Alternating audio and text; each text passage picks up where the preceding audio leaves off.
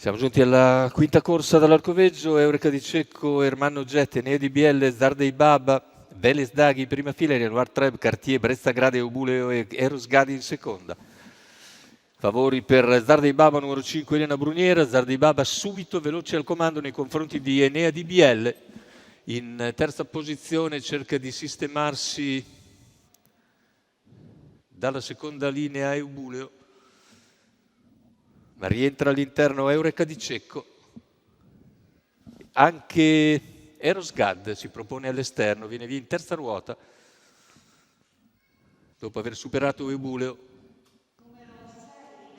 La squalifica intanto per Velez Daghi e cavalli che stanno per completare il primo quarto di gara, coperto ora dalla testa Zardej Baba, che ha sempre in scia Enea Di Bielle, quindi all'esterno Eros Gad e Eubuleo, alla corda Eureka Di Cecco, cavalli ai 600. E davanti alle tribune, situazione tattica invariata con il favorito Zardej Baba rientrante che conduce ora la terza ruota di Eubuleo, che supera nuovamente Eros Gad. Per anticipare Ermanno Jet, intanto cavalli che hanno completato anche il mezzo miglio e si apprestano a superare il chilometro. Eubuleo insiste all'esterno di Zardej Baba,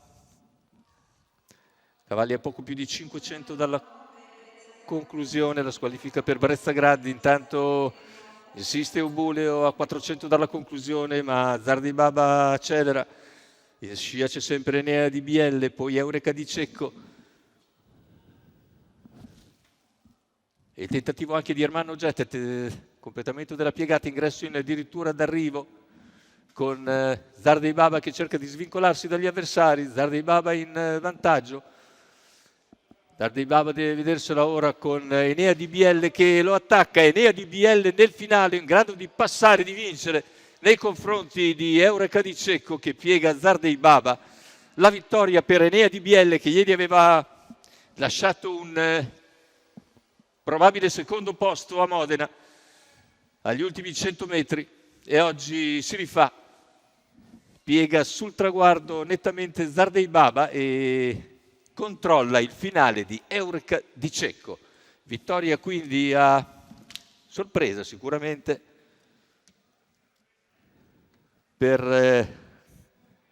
Enea Di Bielle, con Luigi Iannella in sediolo per il training di Salvatore Valentino e la proprietà dello stesso Iannella.